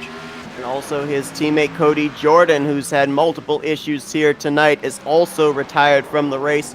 Will finish in the 17th position, along with Dalton Williamson in the garage area in the 61 car. That now moves Roger Gregory, though, in the 12 up into a podium position, a guy who came into this race down near that cut line for the playoffs. So huge opportunity here and some points gained for a guy that was 32 points back from 12th in the standings. Yeah, I mean, it's a solid race that this 12 machine has had. He's just been keeping it clean, running his race, not trying to get involved in any accidents, not trying to push the issue, and it was in 4th for most of this race, now up to 3rd after Hall's issues that he had. But I mean, it's been a great race for that Penske machine, and you gotta wonder if this momentum's going to be able to help him carry it forward in the next couple of races. Absolutely. I don't think he's going to jump into the playoffs with this run here today, but the two guys that he's gunning for, Kevin Roy and Tim Williams, 11th and 12th in the running order right now, so he's certainly going to gain points on them and make it an interesting fight when we get to next week's race at the 2-mile speedway of Michigan. Let's look forward to that race too, because, you know, we had the 1.5-mile track at Charlotte last week. We had the road course here today. Both races really played out in terms of pit strategy, but Michigan's one of those tracks as well that's going to be all about strategy, maybe more so about fuel, though, than tires. Yeah, Michigan has always been, if we can get long green flag run, it's always been about fuel strategy. And, you know, you get to see some of the guys that try to risk it, try to save in certain areas, and try to push their car to the max that they can at the end. And it's going to be a fun race to watch for sure at Michigan. I mean, usually it's a lot of pack racing. You get to see a lot of people using different lanes, and it's always a fun thing. But side by side for the lead, I don't know what happened to the 99, but Helton got a heck of a run on the inside. The same area where he twice tried to make the move on Connor Hall. He's able to drive it in deep into turn one, get the run down the straightaway, heading down to the keyhole, but we'll see if he can swing around the outside here of Santini. He keeps it alongside here, heading down into turn 3 and 4. This is going to be interesting when we get down to turn 4 and that China Beach area. Yeah, but I mean, he had to take it out, got a little bit loose, but we'll have to see if the 99 can clear him here. But we're seeing Helton holding strong. And oh, they're going to keep it clean to not touch. And Helton up to the lead now. There was no crossover move available for Santini. But Santini, I mean, was he pushing his car just a little too hard? But I've just got a question. What the heck happened there? Or if that was just Helton deciding, I got to make a move now. I can't wait any longer. Don't necessarily think this is the reason, but let's not forget that Logan Helton has 1 lap fresher tires than David Santini. I wouldn't think that 20 laps into a run, that 1 lap would be a difference maker here, but then again, maybe it was. I mean, we have been seeing Santini make mental mistakes, lapses here and there, and I got to be surprised at Helton's car. With how much it's been wiggling around, looking so unstable, he still has the speed that he has in that machine, running a 128.9 compared, that's almost a second faster than what Santini ran. So that 8 machine cruising, and the only driver that was able to run a 128 that whole entire last lap. Well, this so far has gone green flag from start to lap 53 completed, lap 54 on the board. And it's looking like right now, if he catches the car up ahead, which is Carson Bowers in the 16, we're going to have only 4 cars finishing on the lead lap here today at Mid-Ohio with Helton, Santini, Gregory, and Longacre, unless Bowers is able to hold off the 8 machine here in these final 3.5 laps. I honestly can't even see that happening. Just looking at the different lap times, it's almost a second difference between Bowers and our leader, Helton. And it's been a wild race for Bowers. He started back in, I believe, back in 6th.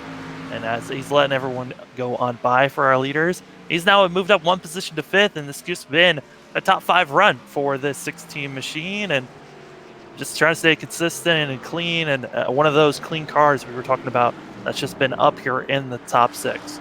Mentioned it's not really been a great day for Junior Motorsports. Right now, 2 cars out of the race. One of their drivers 2 laps down in Andrews, and also Jacob Shorba, who's had issues today, currently 1 lap down in 8th, but he has continued to charge his way through the field. He got around Joshua Gordon, as we mentioned several laps ago, about 20 laps ago. He's now in the back bumper of Tom Drayling. That would be for 7th. So, I mean, in what's been an overall horrible day for the Junior Motorsports team, maybe a little bit of a silver cloud or silver lining in that gray cloud with the way that Shorba's been able to battle back.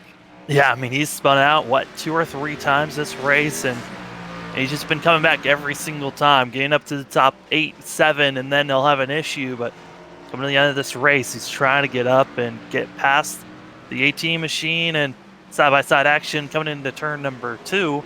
Shorba gets it done.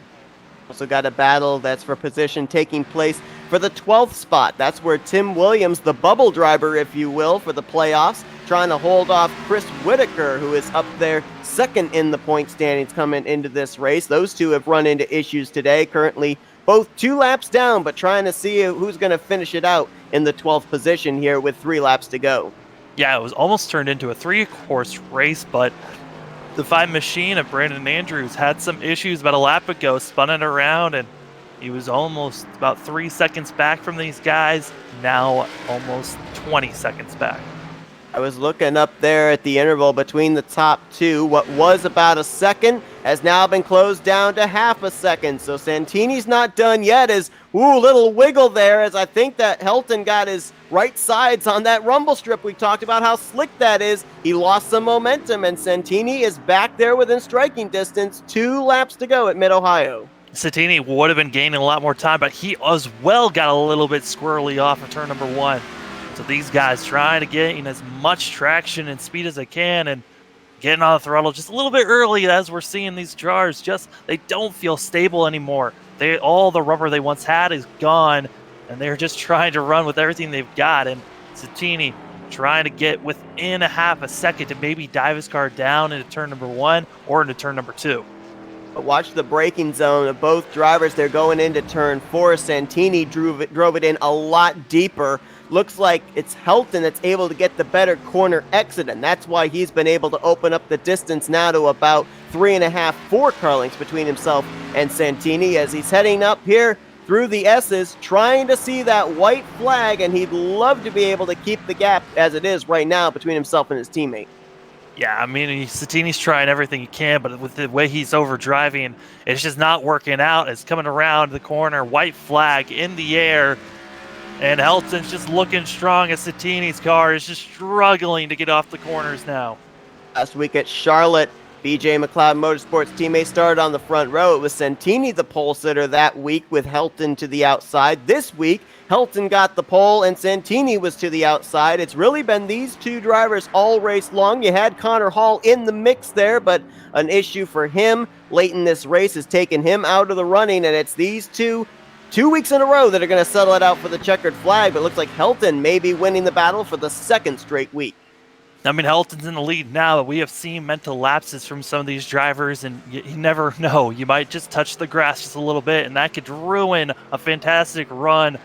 But coming through, trying to beat, just looking great for the 8 machine as he is gapping his teammate of the 99, Selton, by a ton now. It's almost 2 seconds. Dalton has been able to keep his car up at the top of the point stands, but it took him 11 starts to find victory lane. He's not going to have to wait very long to go back to victory lane if he can keep that car on track here for these final few corners. He won the race last week at Charlotte. He's looking for back-to-back wins here to continue to grow his points lead and rack up playoff points here at Mid-Ohio. As heading down through turns 12 and 13, he'll look for the checkered flag on the straightaway. Checkered flag in the air, and Logan Helton is a back-to-back winner, a multi-time winner in the Rapid Fire Pizza National Series, taking the checkers today coast to coast at Mid-Ohio. And as drivers are coming across the line, it looks like the closest battle that was looking a lot closer than it is now. It looked like Drowling almost was able to get on the back bumper of Jacob Shorba, but Shorba's just been gapping him ever since he got by the 18. Shorba, it's been a rough day for that one machine, but he looks like he might be able to get 7th here. Just to show you the pace that Helton and Santini laid down, this battle here is for 7th. Right behind them, yeah, that's your 3rd place driver, Roger Gregory, just now crossing the start-finish line as he will finish on the podium here today. I think that's his best finish of the season as well for Gregory, as he only had this is his first top 5. Or no, I'm sorry, he did have a top 5. I was looking at the wrong statistic. This is his second top 5 of the season, so a great run for Gregory. I know that obviously it was capitalizing on the hardship of Connor Hall, but, you know, in order to get a good finish, you got to keep your car in the race. You really do, and I mean, yeah, we were talking about how the pace is so different. I mean, our leaders lapped everyone from 5th on back. Only our top 4 are on the lead laps, and 4th place was almost a lap down at the end of this thing. And a lot of drivers that they lapped too were drivers that didn't have issues. I mean, Carson Bowers kept his car on course all race long.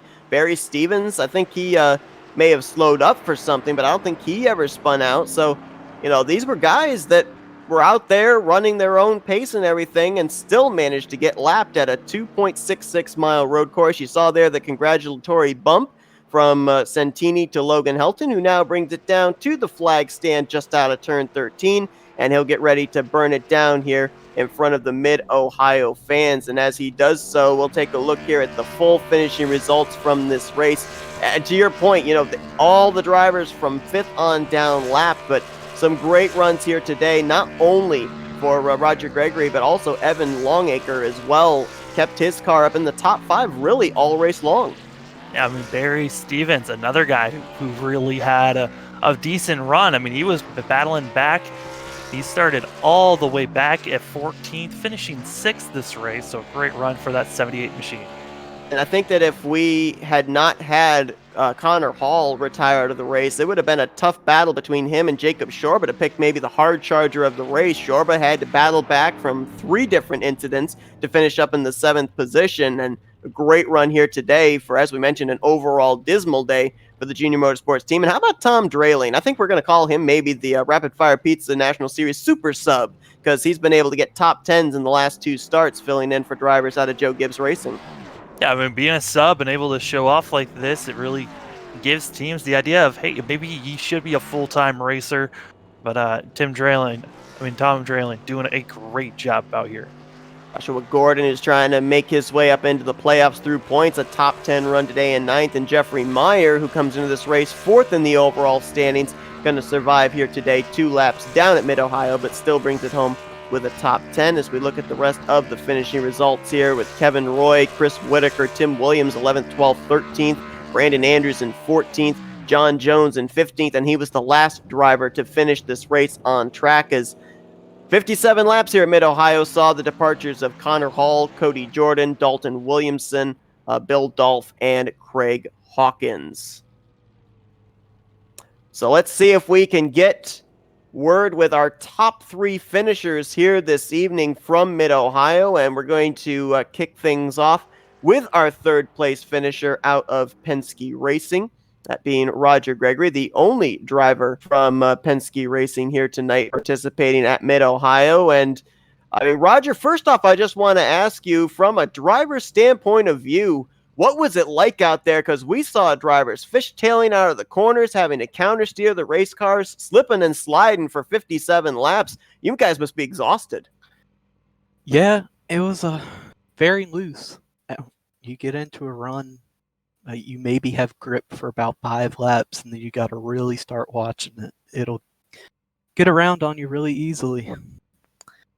I know I had a couple moments there where I was thinking I was going around, but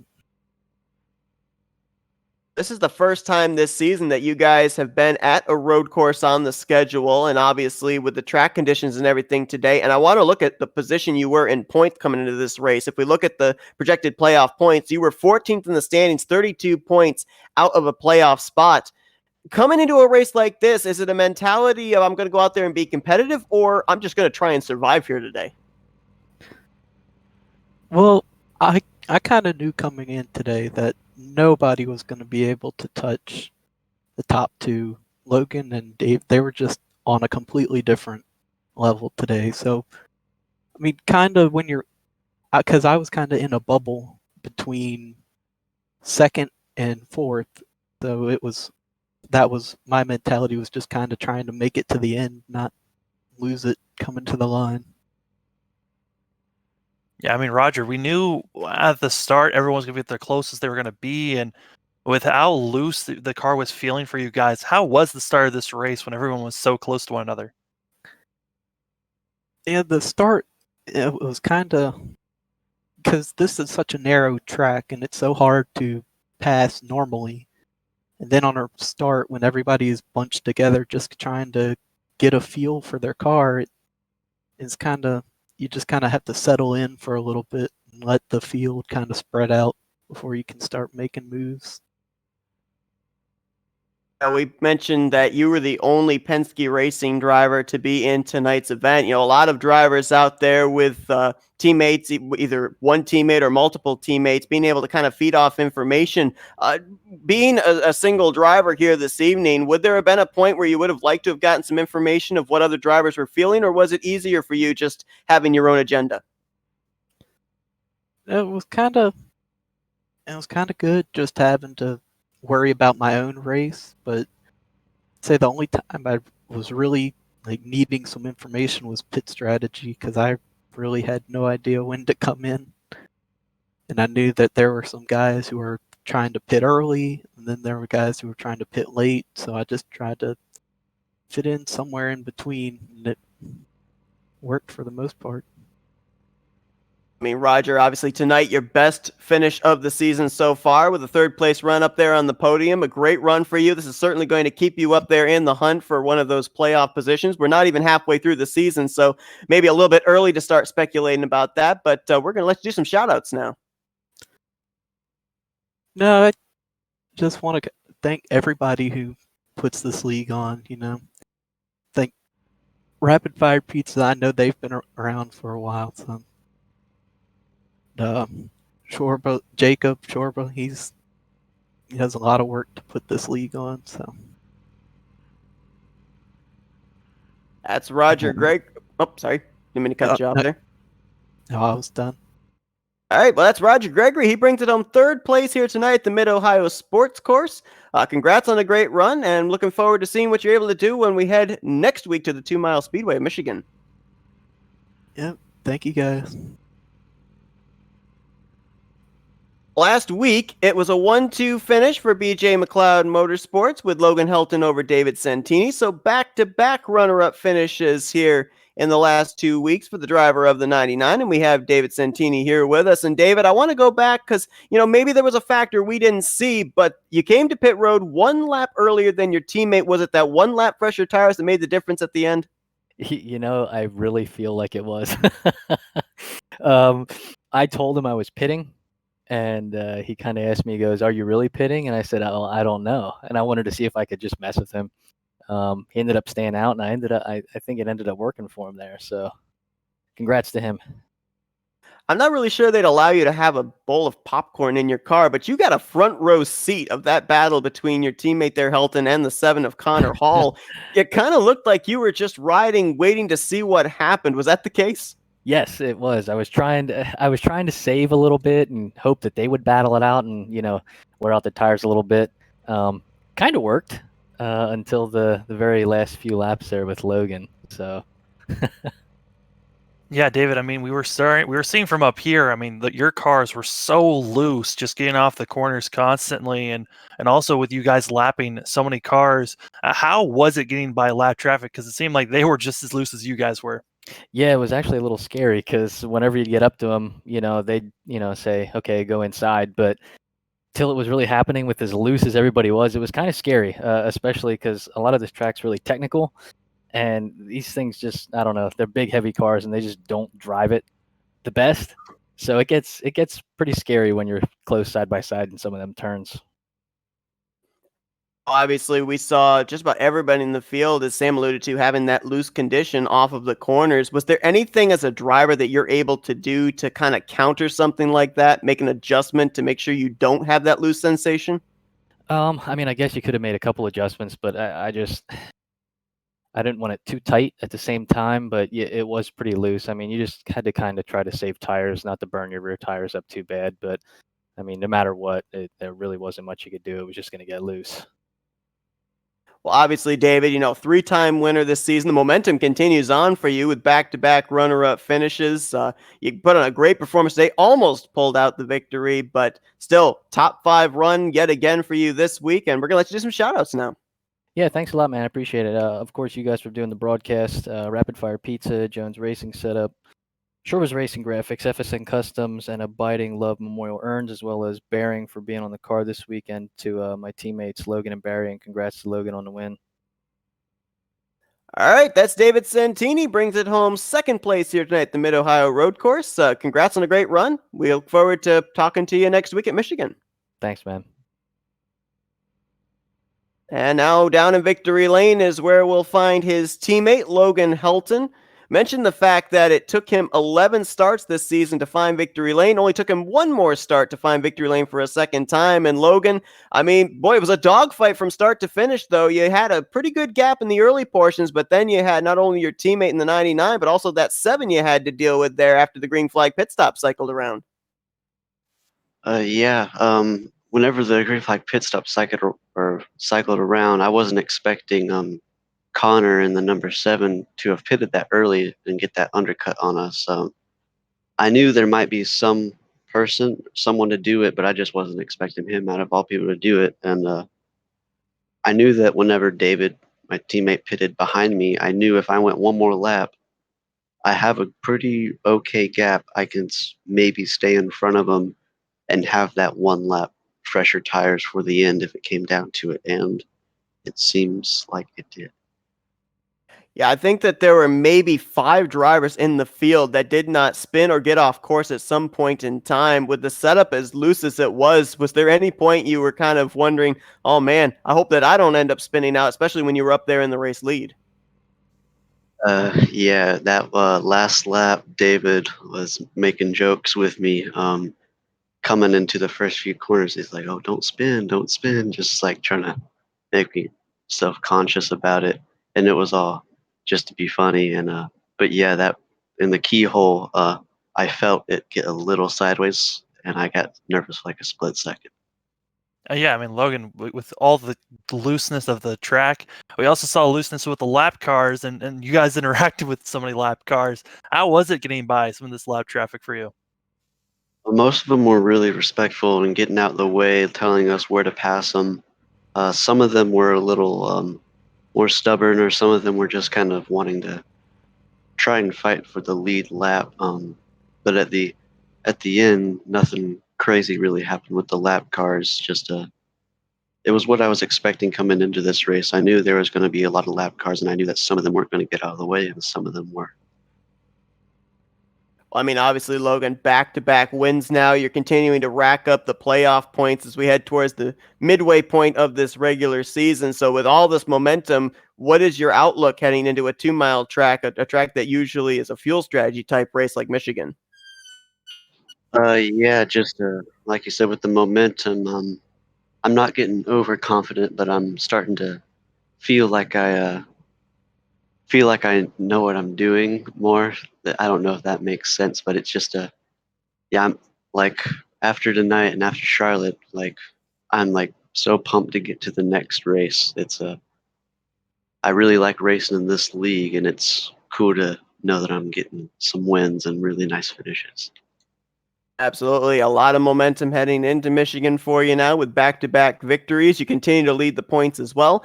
And with a great run here tonight down in Victory Lane, we're going to let you do some shout-outs. Yeah, first, thanks to the sponsors of the league, Rapid Fire Pizza, Jones Racing Setups, Shorba's Racing Graphics, FSM Customs, and Abiding Love Memorial Urns. Thank you to my own sponsors, RGC Media and East Bay Landscaping, all my friends and family that are watching the race, and you guys for putting on the broadcast. All right, that is Logan Helton. He brings it home P1 for the second straight week, taking the checker flag in the first road course stop of the season here in the Rapid Fire Pizza National Series. Congrats on a great run. Enjoy your victory. Thank you. And if that's going to conclude our coverage here tonight from the Mid-Ohio Sports Course. I mean, Sam, we've already mentioned this was the first road course race of the season. We didn't have a whole lot of notes to be able to come into this one, but now we're definitely going to have some information when we get to the upcoming road courses, such as Indianapolis Road Course. We got Watkins Glen, we got Road America, and then a little bit further on down the road, we've got the Charlotte Roval. Yeah, I mean, it looks like it's going to be the BJ McLeod like motorsports team that's just out here dominating most of these races. But once we come back to the other road courses, got to see, will Connor Hall be able to put down a qualifying lap, be up here and really be able to challenge the leaders a way that he should have been today? But, you know, just because he was set back so far, he had to undercut so much that his tires just weren't there at the end of the race. And that's why he had the accident and just wasn't able to finish the race at the end. But got to give it up to Helton and also Santini. Those guys are quick at road courses. And we also do have numbers going into Michigan because we can compare to the sister track of Auto Club that they were at earlier on this season. A driver went coast to coast, pole to win, led 89 laps of the event. Guess who it was? BJ McLeod Motorsports driver David Santini. So the momentum may continue for that team when we get to Michigan next week. But that's it for our race here tonight from Mid-Ohio Sports Car Course as Logan Helton goes coast to coast here tonight, taking the checkered flag. Sam, as always, appreciate you joining me here for tonight's event. Always a pleasure. And thanks to everybody that tuned in this evening. Hope that you guys enjoyed. Tune in tomorrow night, same time, as we will be bringing you the Cup Series, the Soda Guys Cup Series, as they'll be racing at the 1.5 Mile Kansas Speedway. And then we're also, I believe, going to be bringing you coverage of the Chris Cup Series also. Off the top of my head, I do not remember where they are going to be at, but That's always a great league as well, week after week. So we got 2 broadcasts on tap for you tomorrow evening. Be sure to tune in. But for Sam Dyer, I'm Seth Cole. Thanks for tuning in to tonight's race here for the Rapid Fire Pizza National Series, brought to you courtesy of the Flatout Racing Network.